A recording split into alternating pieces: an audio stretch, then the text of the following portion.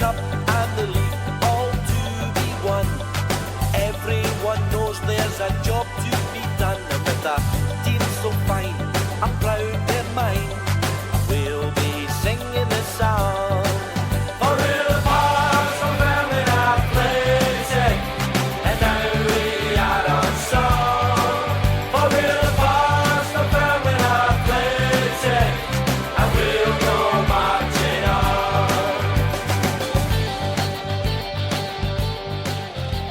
The Dunfermline Athletic Former Players Association podcast is sponsored by Starnut Apparel.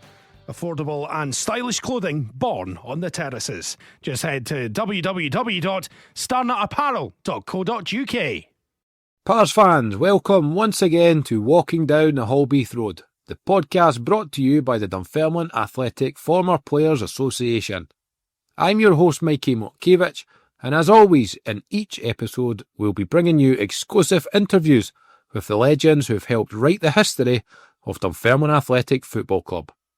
From unforgettable goals to iconic matches, from tales of triumphs to moments that defined careers, we're deep diving into the rich history of DAFC, and together we'll relive the glory days of East End Park and celebrate the players, coaches and managers who have left their mark in the black and white stripes. In this episode, we sat down with a former Dunfermline Athletic player from the golden era of the 1960s. Paddy Wilson is a local lad who was signed by the legendary manager Jock Stein in 1963, beginning his football journey on the ground staff at East End Park. He was part of the memorable European trips and even featured in a European tie against Ball Club of Copenhagen in 1965. While breaking into the first team at East End Park proved challenging, Paddy has fantastic stories to share, from the camaraderie with teammates, lunches at the Regal, to the iconic nights under the lights at East End, and of course his experience working under the great Jock Stein. He also reflects on his time at Aberdeen and his later move into management with Cowdenbeath. So join us as we take a nostalgic look back at Paddy's career and the unforgettable moments along the way.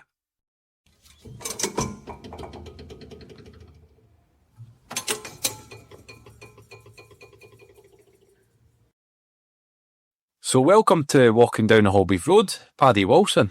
How are we, Paddy? All good, Mikey. Yeah, getting there slowly but surely. Brilliant. Well, thanks for your time, as always. We'll kick off with 5 questions, so have a wee think about these to warm us up. So who was your football hero as a kid? It was Paddy Crane was my favourite at that time. Nice man. Good midfield. And who was he? Was he at Celtic at that point? Yeah, before he went down to Man United, I think. Paddy. Yeah, you're right. But I then met him later. I'll tell you about that. But Paddy Crane was my favourite. Perfect, mate. Obviously a Celtic man. Question number 2. What's your favourite meal of your choice? Steak and chips. Steak and chips. Steak and chips with some fried onions. And when you were a player, would that have been like your pre-match meal? No, not with maybe the steak, but without the onions and the chips. Yeah. It was basic, just fish, egg, right, and basically stuff. Steak, depending which club you were. Brilliant, because obviously dietary nowadays is much different from when you played. So totally different. Diets didn't come into the early days. Just what you. When you could eat, you did it, or what you were able to eat, you just didn't bother about diet. Yeah, or drink, no just eat. Was another problem. Or, Question 3. What is your pet hate in football today? Diving. Right. Just can't be bothered. See all these one shot, unbelievable, rolling. I used to be, it was few and far between in the early days, But then when the foreign influence came, the thought was always, they started obviously being shot and rolling a bit. But now everybody, as soon as you watch any games or anything, even the kids, that's all they know, and it's a bugbear. People diving. Yeah. I even see it in kids' football today. 6, 7-year-olds diving about because they've obviously seen it on the telly. That's what they watch. That's terrible, what they isn't see. All they can look now is their phone or their iPad. Yeah. So it just transfers to the actual games. Yeah, diving is a Good answer. I don't know. We used to dive myself on the occasional. But, And what would have happened in your day if you'd dived? I'm sure your teammates would have been right on you. well, you'd got some penalties. But yeah, you weren't along getting told. Unless you're killed or shot, just don't do it. Yeah. Get on with it. It's a wee bit different, eh? Question 4. Who's your best friend in football? Alec Edwards would have to be my mate. Obviously, Alec and I knew each other at school. He was at King's Road and I was at St Margaret's, and obviously followed each other.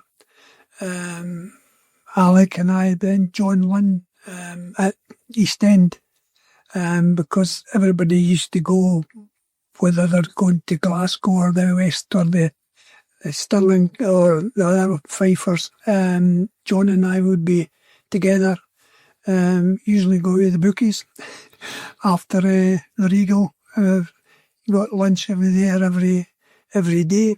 So John Lynn would be my other thing. With Aberdeen were Jimmy Smith, Eddie Buchanan, Ernie McGar and Franny Monroe. That was your squad in Aberdeen. It always different area, different clubs. You just follow. Yeah. And obviously Wraithrows was Jim Gillespie. My mate, till he passed away as well. So these were my different clubs. Yeah. So you just went for friends. They were friends, and I wouldn't say good friends, but that was where You were tight with it at that time. when you were, which club you were, and Yeah. you were always got a squad. I was always with the nice squad, nice quiet, not drinking squad. Yeah, so that was good.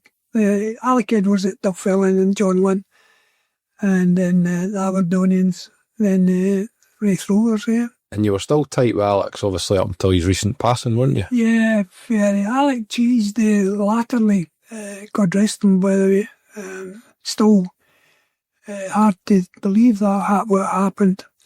We mellowed in the end there. He was actually quite quiet, where before he was a bit of a loner. It was about him and what he'd done and how he'd done it and so on and so forth. But no, we used to go walking with the dogs every Wednesday. Yeah, it was sad to the end. I don't know if there are any good bits when it happens. But I had a lot of years with Alec. But I did mellow in the end. The former players helped. Yeah. I went to see Willie Callaghan and the care home and Jimmy Thompson when Jimmy was at his one at Cross Hill and that. Alec used to be at it. So yeah, it was sad in the end. He got a good send-off. He did indeed. Good send-off. Question 5. If you were a coach or manager in the game today and you could sign any player, who would it be? Difficult, Mikey, because obviously money's talking all over the place here. I don't know. I really struggle to name one in particular I'd like. Who do you admire in the game? Who do you watch? Sweet Scholes, and that would makes things easy. Control pass movement, somebody like that. But you need the physicality now. The wee boys, the wee tanner ball players are shoved out the road now. Scholes would be my example for most coaches, I would think, or his attitude and how he does things. Brilliant. What a legend at Man United. It's something else. But it's simple football, control, pass, movement. Yeah. Not difficult. Yeah. It's overcomplicated now at points, eh? I think coaches and managers make it rather difficult. I agree. Right, let's go back to the start. 25th of June 1946, High Valleyfield boy. So tell us a little bit about growing up in the Valley. Well, I was actually 33 Preston Street is actually still there. Mum and Dad. My dad was a fitter in the RAF, and they come from Greengares to go to Valleyfield, because that's where the Hutton influence was there in Valleyfield.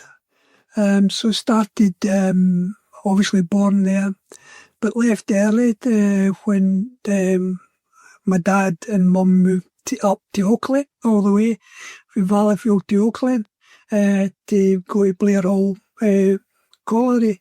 So we just moved. I think I was 3 or something, just. So the early days of Valleyfield were short.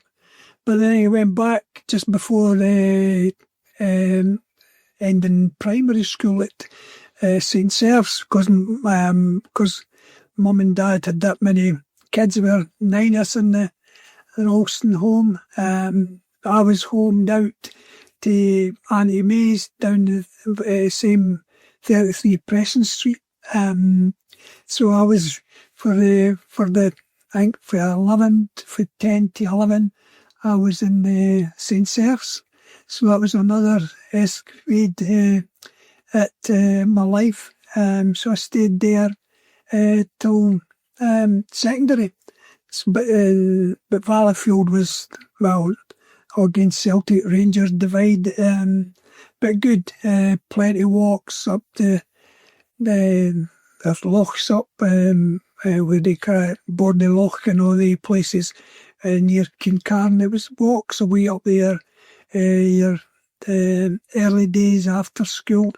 So it was really good. Valleyfield was a lot of the boys, Conleys and everything like that. They went to school at St. Margaret's, the same as me, at secondary. So early days it was Oakley, then primary school at Oakley, then transferred to Valleyfield, then back to St. Margaret's, and that was me back up in Oakley, back in the family. So that was me secondary to St. Margaret's School. Brilliant. And in terms of football, you mentioned Blair Hall Colliery, which was a really big junior club or youth club back then. Tell us a little bit about your time playing football for them. Junior was, there weren't many juvenile clubs or anything associated that way. Not in the local area, because when I was 15, my Uncle John looked after Blair Hall Colliery, was the junior team. And he suggested I go to Lone Head, where his brother-in-law, Jack Ritchie, run Lone Head Mayflower. It was a juvenile team in the Lothians. So I used to get the train for Oakley to Edinburgh. Obviously Edinburgh, then Jackie would pick me up to Lone Head. So in the early days, I didn't play any juvenile football in Dunfermline area. It was Lone Head Mayflower. So that was the early days. By that, 15, I had the chance to join juniors with Blair Hall. I was 16 at that time. So that was my early days. I didn't know much about the local juveniles or anything like that. It was mostly at Edinburgh, but just travelling back and forward. But that was my early thing with that. But Blair Hall Colliery was a well-known junior club within Fife, obviously. Most of the Blair Hall, Cumberry, Lahore, all the clubs, Seafield, where Kirkcaldy, what do you call that one, Francis Colliery, kind of were all local, but we all were mines or pits near hand. So it was schooling for that. And they're all gone now, aren't they? All these clubs. Gone. They're all gone, Yeah. But that was me from 15 to 16. I had the chance, Uncle John got me to meet Jock Stein. and the rest is history as far as that. Tell us about how did that all come about then, with getting introduced to Jock Stein? Was Dunfermline scouting you at this point? It must have been. Wasn't aware, but I found out with Big Jock and a lot of things about it. It's unbelievable what he could do and what he found out. He knew everybody. He knew janitors, he knew coaches, he knew everything. He knew everything. Football wise.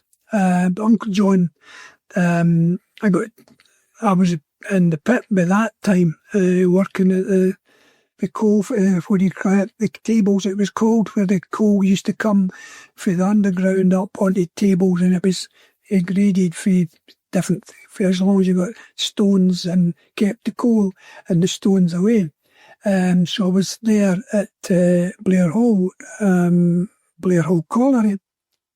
So Big Jock had been in touch with Uncle John, and I went to East End was getting a new stadium. Well, the old ground and everything was getting revamped.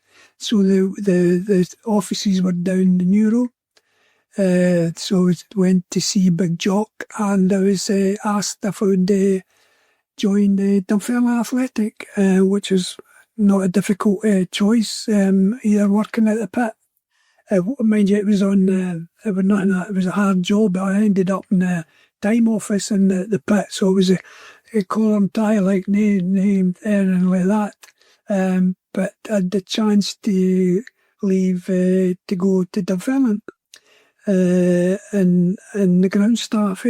I've got that here. So the 28th of December 1963. Yourself, along with Alec Edwards, signed as ground staff. So, what did that job involve, like when you first went in there as a young boy? Absolutely nothing. That was absolutely. With the ground staff, yes. We used to pick obviously to look after the strips and all that when the first team we were in the reserve dressing room, and the first team were in the first team, right? So we used to pick up all their strips and everything like that and tidy up and get everything sorted and everything like that. And after games, we'd be up for the Saturday game. We'd go out on the Monday and help the Big Jordy, the groundsman, and his assistant. So we used to patch the part, we got the fork and just put the divots back, pick up the rubbish and everything like that, clean the dressing room, as we said, occasionally take the strips and that to the cleaning place in the East, Is it Hill's Cleaners? We used to take the big baskets down to there, and would take boots that somebody needing repaired. At that time, you only had 2 pair of boots. Mm-hmm. You had rubbers and leathers. So any repairs, you used to get them take to the Cobblers, which is a shop and was part of the Co-op in Randolph Street. So we get that type of jobs, which is absolutely brilliant. You were just involved. You trained with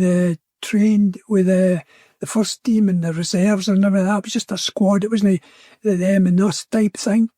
And we trained and played there. But I was only allowed 3 games because I was 16 and I was semi-professional, because Alec was actually classed as an amateur type thing, so he was able to play for 15. But I was only allowed 3 games for that season. So I can't remember the 3, and one I was Motherwell, and it was Willie McSeveny was about 45 years old, so I was able to run past him quite easy. But no, it was you were there all the time. So that was part of the ground staff. Is absolutely spoilt, rotten. Brilliant. You mentioned that Motherwell game. I've actually got that as your debut. It was a 1-1 draw. Do you remember who scored their goal? No. Georgie Peebles. There we go. I'll go back to that time when you signed. The club had obviously not long won the Scottish Cup. The stadium was getting revamped. European football. Jock Stein. It must have been so exciting. Unbelievable. See, from that time, Mikey, it was, I was quite happy to walk about my badge, with Dunfermline badge, blazer and everything. And it was unbelievable in Dunfermline at that time, Big Jock had just done everything. I remember I'd played against St Andrews on the Saturday, and I got an injury on my knee, so I ended up at the hospital and got back home. So Big Jock came on the Monday to ask me how I was, come for Dunfermline to Oakley. And the man was just, how's your mum? Whatever you do, look after your mother. Now, I'm telling you, look after your mother, because she'll look after you. So all these things, Big Jock knew what shift your dad was, or what your players. The man was just unbelievable. Yeah. Dunfermline at that time, I was, football-wise, unbelievable. It was absolutely brilliant. It was brilliant to be there, involved. 61, obviously. I was in the Celtic bus. I was at Jock Stein had actually got an award for the manager of the year, and he took local school children as part of it for the Saturday game. So I was part of the St Margaret's one. Alec was and Charlie Spence, I think, so we were there with the school children, and I had my Celtic tie on. And Big Jock says, what are you doing? I said, well, I'm a Celtic. He said, this is good on you, man. He said, at least you're true to your thing, mate. Mind you, having said that, Wednesday night, I'd taken the Woolley Fernie, the rosette off from the Wednesday night and flung it, because obviously Dunfermline won on the Wednesday. Yeah. So I missed the other homecoming and all that type of thing. So you weren't at the parade in the high street as a kid, nah? No, I was far away from it. I was man enough to drive from Glasgow to Oakley. But on the villages we were out and jumping about and everything like that. But I got plenty rubbing about it. But Big Jock and that was just, his man management was just beyond anything. Just, the man was brilliant. I was going to go into that then. So Jock Stein, is there any stories or memories that you can share? Maybe even team talks from back then? It was simple with a lot of his team talks. I wasn't a thing with most of them, but he kept, like say, directors, a few of them, directors would come in before the game and that type of thing, and a Big Jock used to say, right, gents, just on you go. If you were anywhere near Big Jock was team talk of that, he was polite, but just say the directors or unknown ones that he didn't want there, he would tell them. But it was just his man management. It was unbelievable. I remember him when I was playing with Aberdeen, but you always used to stand at the steps at Parkhead just watching what's happening, just clocking everything. So I had went up the steps and there's hey, he says, you might not be able to play like a football player, but at least look like one. Get that off. I'd went go there with a moustache, getting the Spanish type, the Mexican thing right down there, Yeah. And that's was his words. And we were playing Celtic that day, and that's what used to keep the visiting fans waiting till he said, let's go now. He had all these things and above everything. Well ahead of his time. He's well above it. It's his man, as I keep going, man management. But that he used to do these things. They come back to fairly quickly again. We got us tickets for the Beatles, the Stones, Alec and I, and his daughter and Ray, about 4 or 5 of us went to the ABC in Lothian Road to see the Stones. He got all that, or he done everything for you when the Celtic saying about what did I say, mentioned Paddy Crerand there. We're standing at Ibrox waiting right along the area, and he clocked Paddy Crerand, clocked him, came right across to see us. To see Jock. Yep. See, come on, how you doing? And see that just how he was well thought of. Just different class, totally different class. His type of management was above everybody else. Tactically, maybe knows Eddie Turnbull with Jim McLean, but his man management was above them all. Brilliant. And what about teammates then, when you went in there? Who was in the dressing room? Who did you look up to as a young player? There were that many. Obviously, the 61 team with the Mailers and the Cunningham and Wee Peeves and Harry Melrose, Smithy, Mailer, as I said, they were all that era. They were all there in the dressing rooms. Always Tommy McDonald, the ranter we used to cram. I worked at the Bridge as well, Tam. Yeah. But I remember one training game and they pushed me. Said, what you doing? He says, I'll do that before you do it. He says, the next time you make sure so just wee shoves and that type of thing. We had advantages, wee Peebles doing his crossovers. He done that as naturally a new way, because Peebles used to do it. Tom McDonald was similar, He would always, wee advice there, to help you, to improve you, and listen, Yeah. But you had all these kind of experienced boys like Mailer, Peebles, Cunningham, McDonald, but then you had likes of yourself, Jackie Sinclair, John Lunn, Alec Edwards, Bertie Payton, all kind of coming through, the Callaghan guys. Oh, but Mikey, I've got a picture. I've got looked up at something there. Dunfermline put a team against the Scottish youth. It was the East End Scottish youth team against Dunfermline youths. And Mikey, see the names there? It's unbelievable. Callaghan, the Lunds, John, it was one of the younger boys.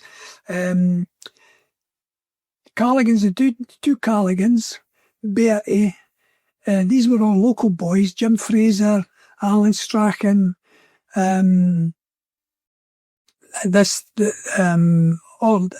thing would be Big Jock and scouted them all. They were all, as I say, local for between Kirkcaldy and Dunfermline area, But the place was just full of young local talent that came. What I mean, it played the Scotland, as I said, played that Scottish youth team, and they were all near handy. Mm-hmm. So that was always there at that time. But you took a lot for granted because it was all happening. Yeah, it was just the norm at that point. I was seeing the buses going for when the Callaghan's. I used to go to the Wednesday night games and the European games. Oh, unbelievable!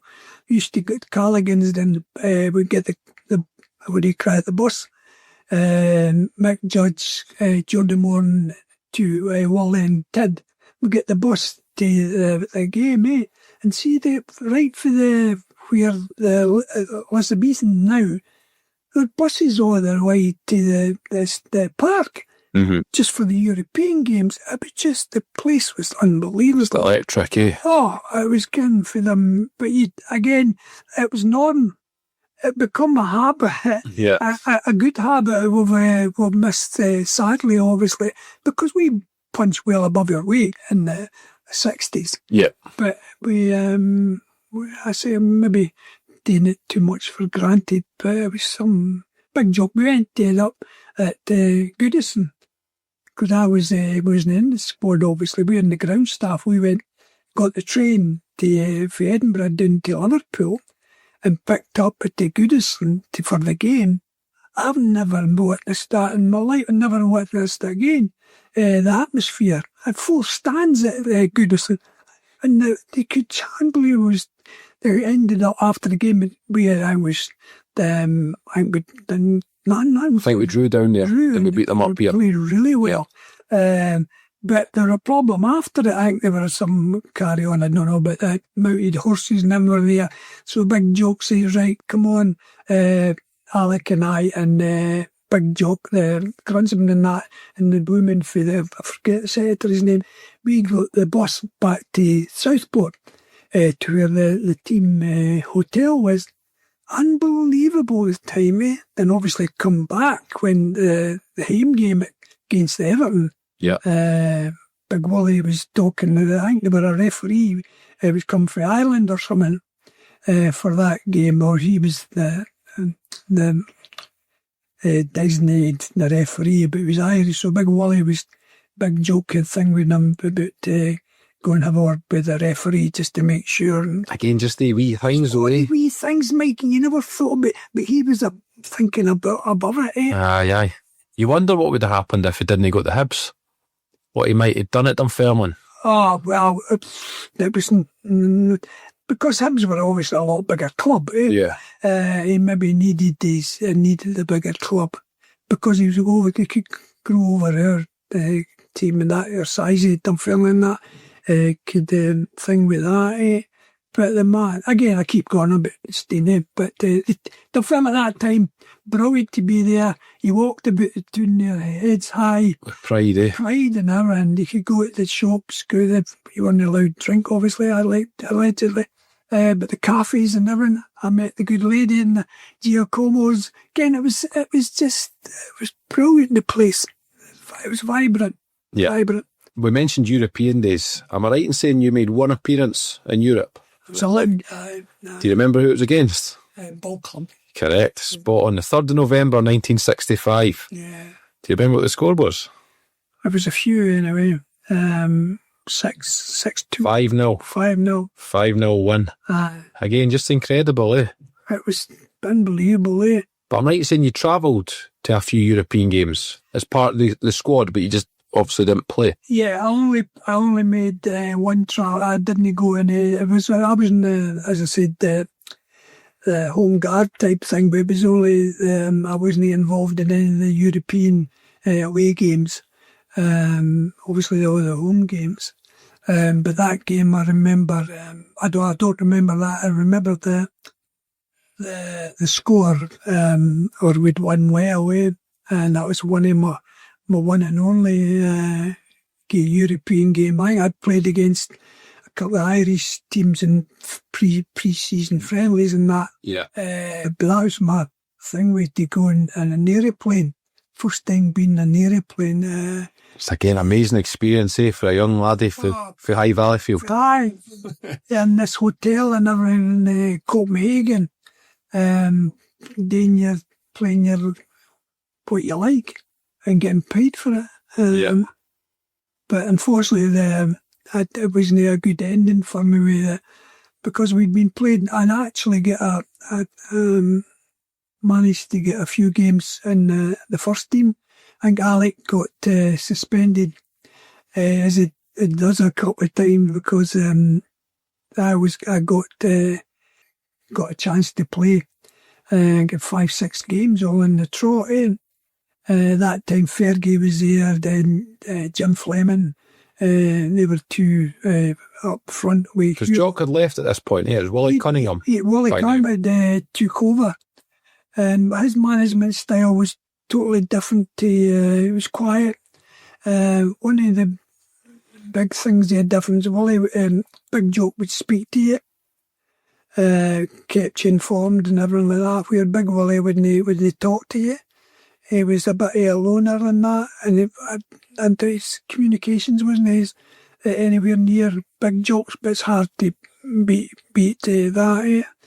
But he took over, and obviously had a couple of games for injuries and that, but I actually got a wee run, I think 5-6 games. I think you're right, yeah.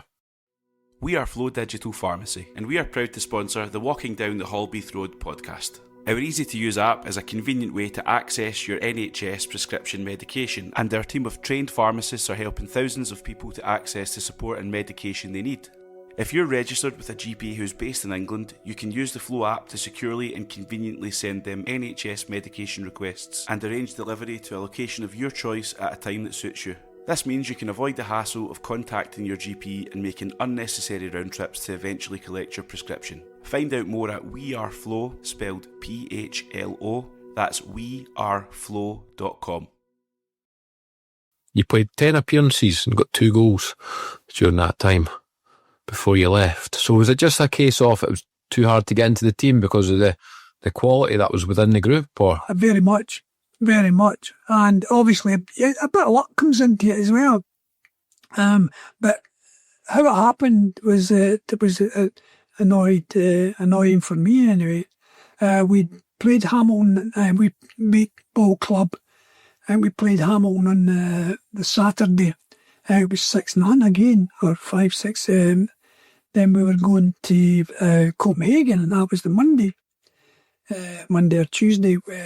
Went there, training the day before, done the routines and everything like that. Then when it was the game time, when the team was announced, I wasn't on, and there were no subs at that time. So the team was announced and I wasn't there.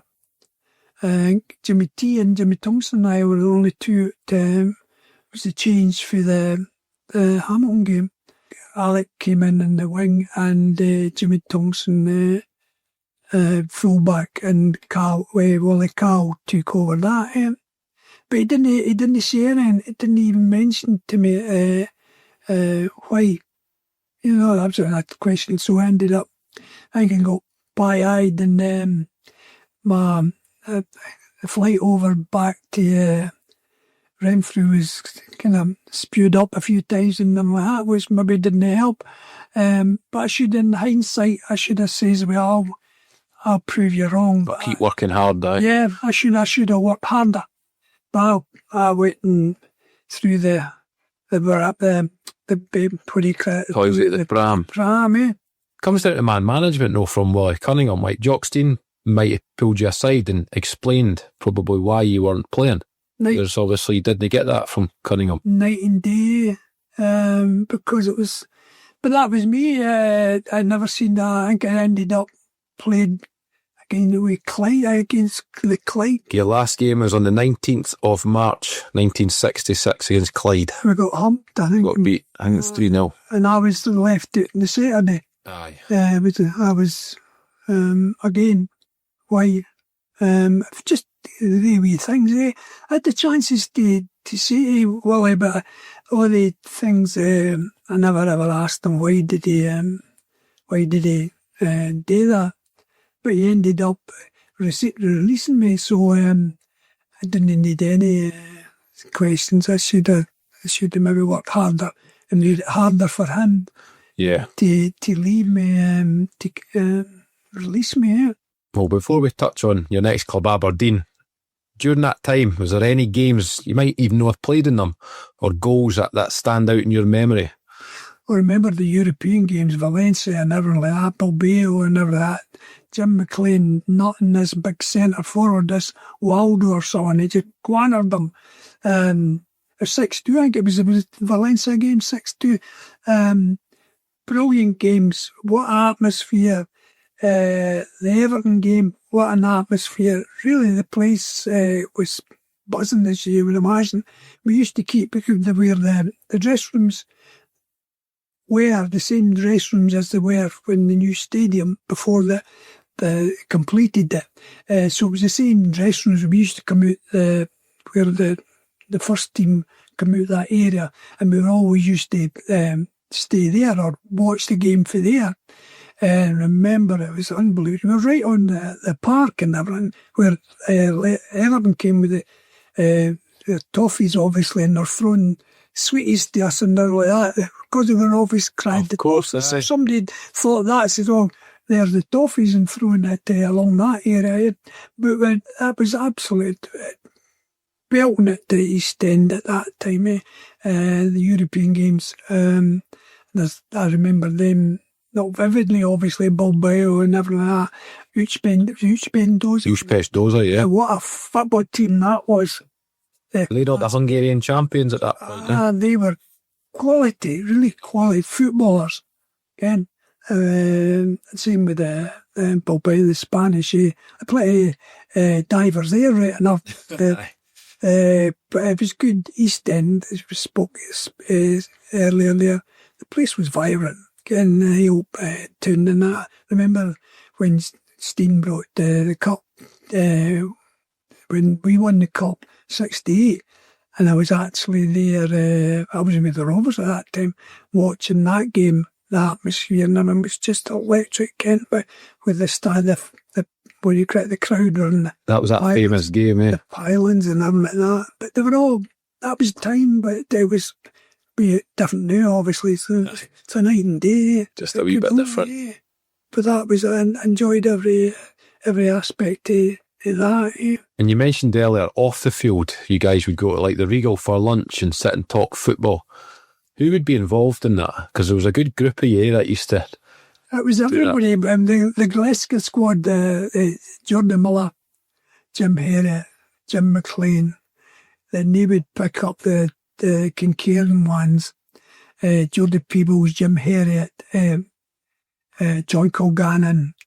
There was some squad, Ken. They were always. And Fergie was part of that, was he not as well? Fergie He speaks about going to the Regal. Fergie was there at that time. That was part of that Glasgow thing with you. But they were all, the Regal was, but you got your lunch here every Monday to Friday. And you can imagine the talk it was going in there, eh? I remember one time Jordy Miller, Jordy was a gambler, a lot of them, for horses and everything like that, like their gambling and their horses and their, this bit he was saying about, do you fancy this? I've got a greyhound. I'm going to bet Powder Haw. On Friday, you got to spend it. You got to give me a £5. Well, all chipped in to get a £5, eh? £5 was all right, a few bob, but for this greyhound. So anyway, that was all the talk about it. Was we're going to do it then. So by the time Monday, obviously Monday was usually Monday free, eh? So by Tuesday they was wondering what happened to your £5. So Big Jordy says, you'll not believe it. He says, when the trap opened, he says, the tail got caught. He says, so it didn't run. I says, there's another one for another thing, but so it was all the banter was unbelievable. The Regal was thing, even the fella at that time, we used to have close season. We used to do 5-a-sides.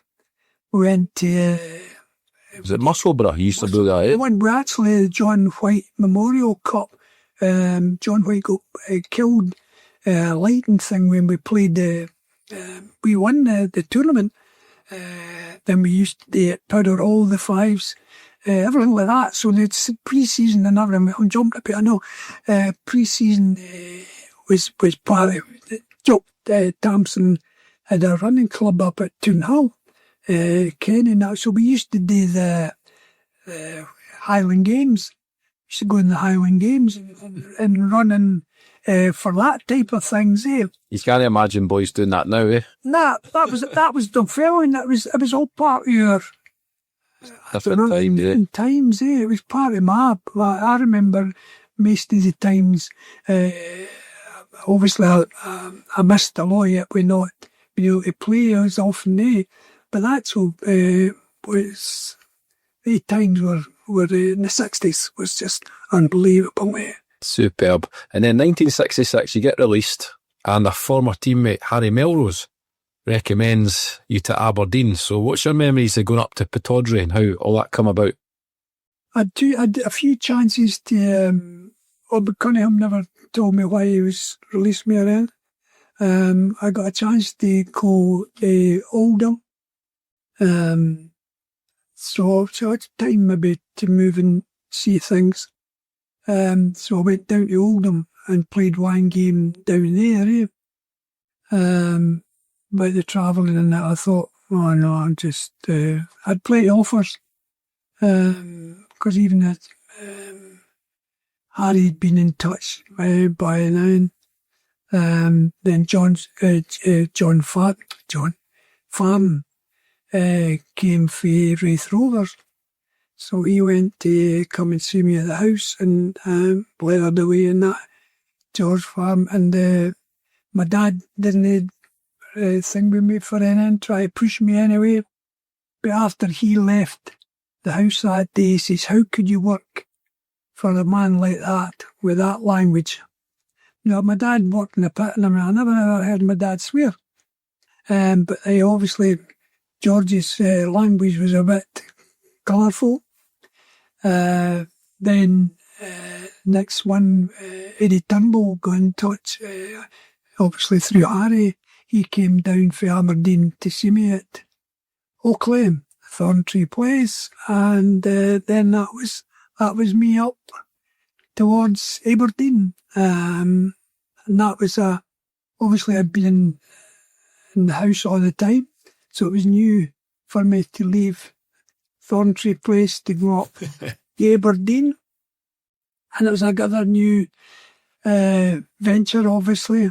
So it was a big club, Aberdeen. I think it had 3 or 4 different digs. So Turnbull was totally different. His management style was totally different to Big Jock's.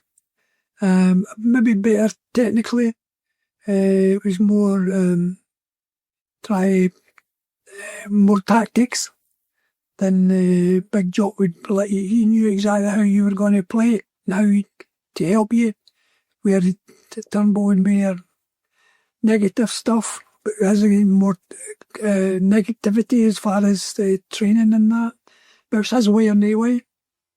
But I enjoyed myself at Aberdeen. Ended up getting married. We had our flat in Fawn Hall Road. Lovely area and that. So enjoy it. We'll touch on this. You mentioned getting married there. Is it true you had to rearrange your wedding day to go to America and play for Aberdeen? That was hard going, actually. Mate, it was a shock, guys. When at the end of the season, we're going to America. The club, Aberdeen, we're going to America. And for a tournament. I think there were 10 teams or 12 teams. But in the meantime, the team went up. The list went up for the game. So the list went up and I'm on it. So I says, Harry, the list's there. And I says, I'm getting married. Oh, you better go and tell him. Says, oh, so I went up the corridor and chapped the door. Aye. Says, boss, I says, the list's for America is up there.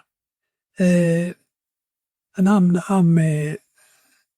I says, no, we're getting married. Tough. End of conversation. Nothing no more. That was it.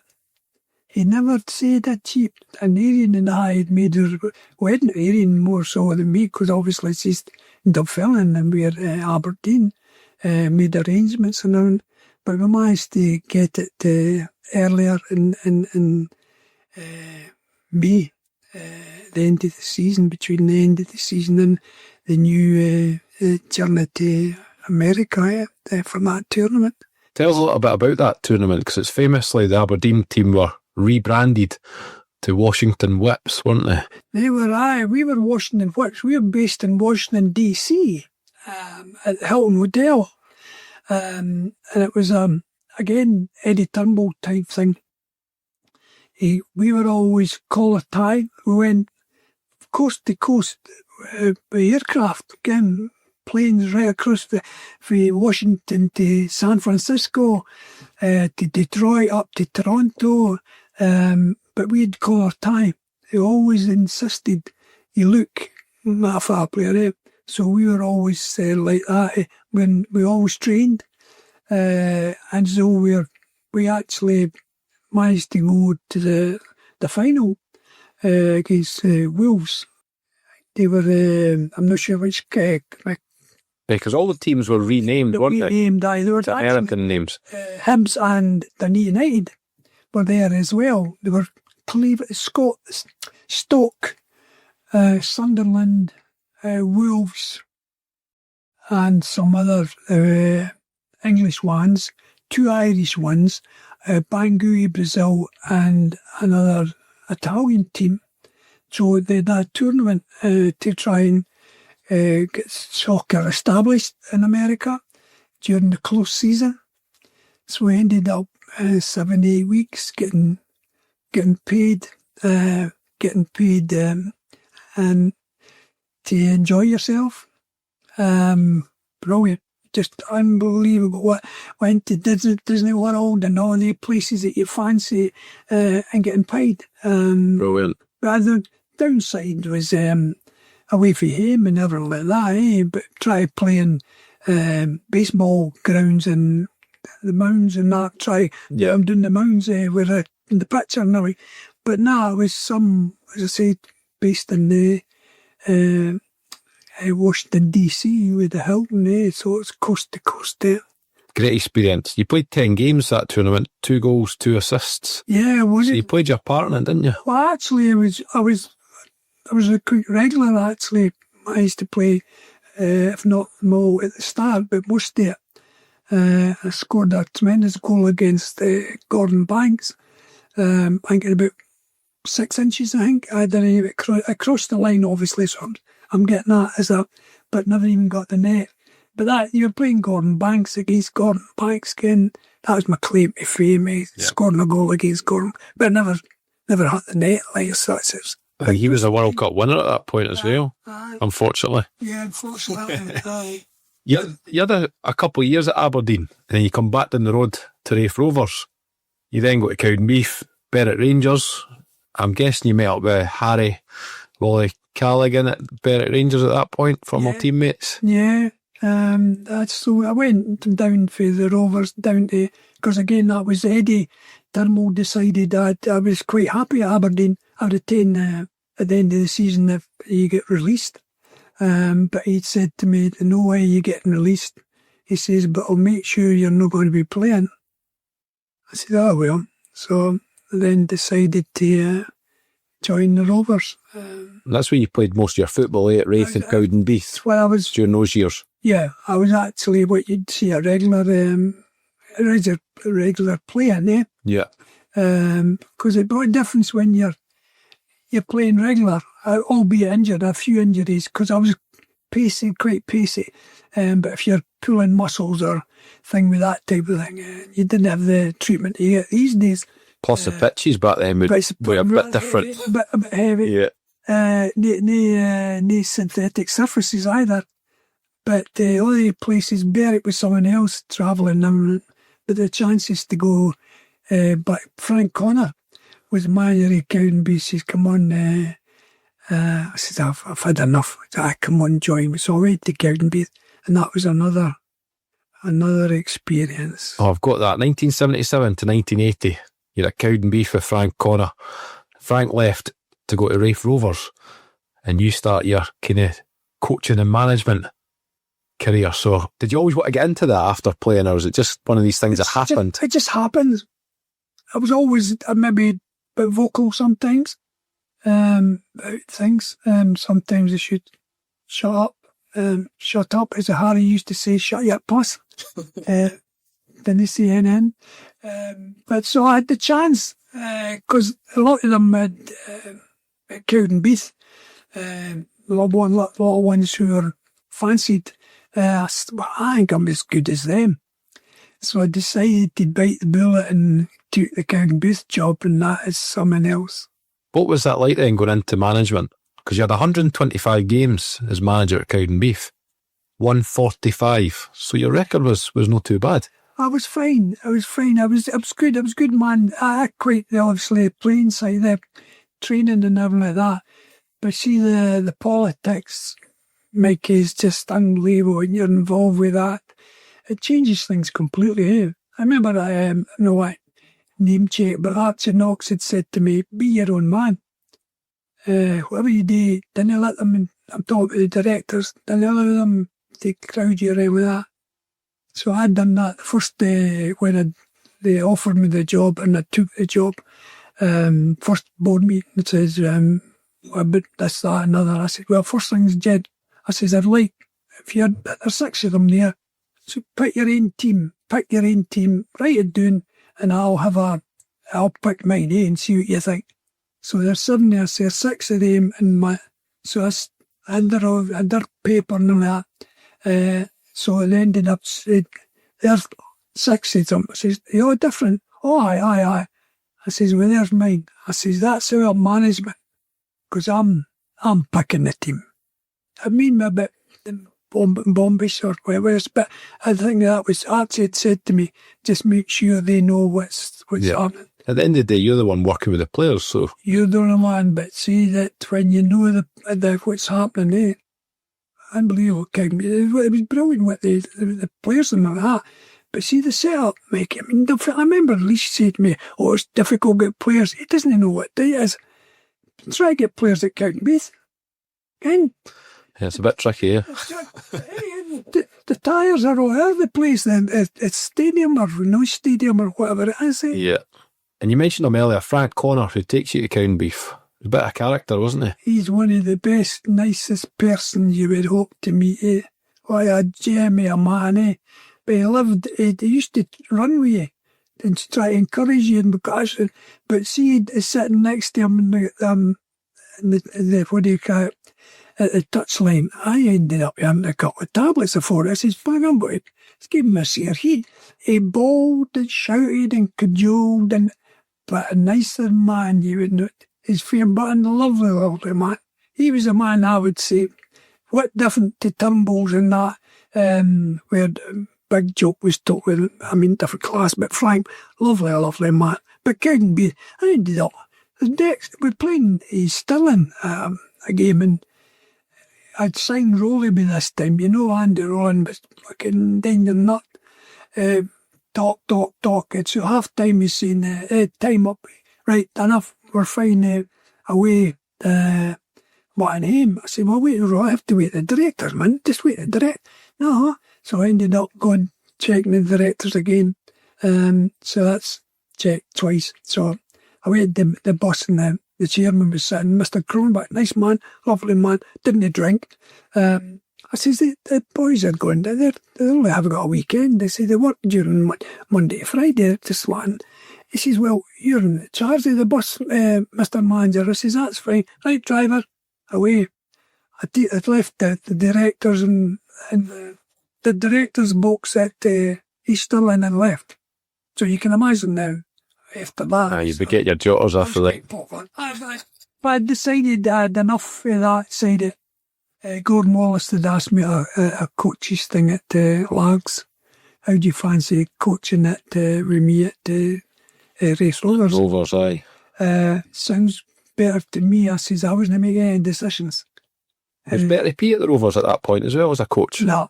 Bertie and his pal had left by that time. Maybe got the Hearts. Aye, it might have been at that time. But Bertie wasn't there. But that was me. I ended up, enough's enough. And I take it you just got sick of the whole coaching and management thing. The management was the thing. It wasn't the politics was the thing with him. I liked the players. Yeah.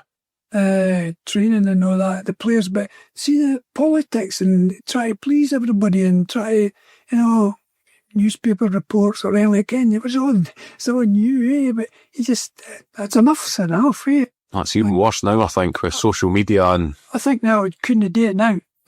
Oh, it's so tough. So very well did in this morning, but that was me, had enough. It ended up going, that was me in the licence trading and all that. Yes. So, did you miss football when you left it, or not really? No, that wasn't I had the good times for football. It's the best times. Doing something that you wanted, that you enjoyed, and mostly you got paid as well. Yeah. But when the politics and everything like that, then having to win, it's different, eh? And obviously what's happening now to your club, I'm more involved now with former players now, eh? Yeah. We'll touch on that in just a bit. You mentioned you going into the licence trade. So you become a drinks rep and you also then took over the Eastport for a wee while. So what's your memories of a good Pars pub in Eastport? Unbelievable. I'd worked with tenants as a rep after the football days and that. So I'd the chance we had boyhood, a pub in Inverkeithing, Clem McLean, the Half Crown, and so I had a chance to go him for the what do you call it, the tennis days. So I'd done that a bit. Then I got the word that Macleay's Eastport, because I did Silverbucks in the Cowdenbeath, which is 17 years or so in the area, and I run that through tenants. We just leaseholders. So that was the baptism for the licence and trade as far as pub management. Guessing it was a hard game. Long hours, eh? It was before it was 10 o'clock shotting and everything that. Sundays were free, changing the licensing hours, so the hours went longer, and we were working for tenants and the leaseholder. Our drawings were, they took a percentage of the drawings. They got all the sale of the goods, the buying the goods, the drinks, and we were left literally what was left. So after the miners' strike and everything, Cowdenbeath were really struggling. Well, everybody was strong at that time. So we had the chance to at least leave it and go on pub management rather than leaseholders. So that Clem McLean, then it was that one at Inverkeithing, Half Crown, and that become known. I was happy to go and join them at Eastport, which was a marriage in heaven. It was the place that well run with the family that owned it all the years. So it was the Greaves there at one point, and then John and Norrie had it, and then you. And me and I was obviously Macleay, so I was working for them. It wasn't. They weren't that. You had to obviously bother about figures and everything like that, but I could control some of what we could do and what, because it was an early morning, early evening to early evening place for punters. After 10 o'clock, they disappeared into the town, what was left of the town. So it was quite suited me. And all the changes they tried to make, I wasn't happy with a lot of things. And I was able to rectify it. And manager used to phone every Monday. It was bad. He was really busy that week. Why was that? I says, because there was nobody in. Obvious. And the next week he'll be saying, figures were really good. How was that? Everybody had a lot of people, and it was quite easy. I didn't tell them there were plans, brass band competition at Carnegie Hall and everything. And obviously the film were at home or something. Aye. If there's events around about, then your business. It just changes, aye. I just saw it, but I thoroughly enjoyed it. Then I had a wee stroke in one night, and I was Eastport no more. That was till 2005 you gave the pub up, wasn't it? So could have been aye, it was round about then. Then you just retire after that then, and I was enjoy your life. I struggled health wise, because I was always a hard thing, I had a stroke, but we managed to go through it. I'm still here. I got for 9. Doing well, Paddy. Yeah, we're still here, making it. And you mentioned earlier the Former Players Association, which you're a big part of. Tell us when you got involved in that. Chris Wisher and Bob Story must have banged into him somewhere in the tune somewhere. And we started talking about the fella and about this, that and other. And I mentioned about former players type thing. So Chris in particular grasped the nettle and says, well, we could maybe think about that. I says, well, I was actually in Aberdeen former players. We got our constitution and Chris set it up. Yeah. Harry and that. So that's the start of the former players, and it's growing and growing and growing. Thanks for listening to Walking Down the Holbeath Road. And a big thank you to our latest guest, Paddy Wilson, for joining us on this month's episode. And of course, you, our listeners, for joining us and supporting this podcast as always. Don't forget to subscribe to Walking Down the Holbeath Road on your favourite podcast platform. This podcast was produced by Jan Motkiewicz and music supplied by Stuart Dusty Miller.